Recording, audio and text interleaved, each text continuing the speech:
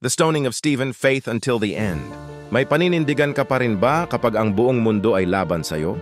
Ito ang kwento ni Esteban, Stephen, isang lalaking mas pinili ang pananampalataya kaysa takot kahit kamatayan ang kapalit.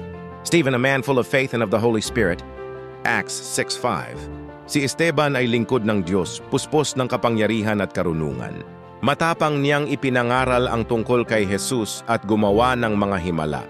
Ngunit dahil dito, galit ang mga pinuno ng relihiyon, inakusahan siya ng kalapastanganan at dinala sa harap ng Sanhedrin. And they secretly persuaded some men to say, "We have heard Stephen speak blasphemous words." Acts 6:11. Habang nagsisinungaling ang mga testigo laban sa kanya, hindi siya natakot. Matapang niyang ipinaalala sa kanila ang kasaysayan ng Israel at kung paano nila tinanggihan ang Mesyas. Lalong nag-apoy ang galit ng mga tao, tumigas ang kanilang puso, at sabay-sabay silang sumugod kay Esteban. Was there ever a prophet your ancestors did not persecute? They even killed those who predicted the coming of the righteous one. Acts 7:52.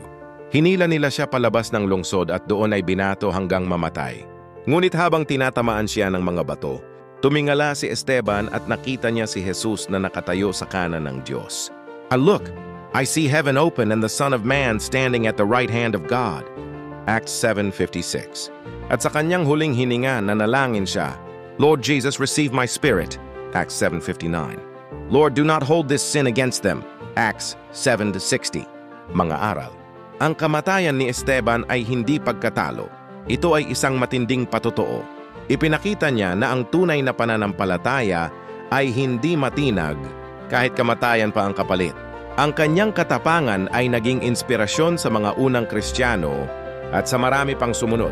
Hanggang ngayon, tinatawag tayo ng Diyos na ipahayag ang katotohanan ng walang takot. Handa ka bang tumindig para kay Jesus anuman ang mangyari? Kung oo, i-share mo ang video na ito, i-follow para sa mas maraming Bible stories, at sabay tayong manindigan sa pananampalataya. Salamat sa pakikinig. God bless!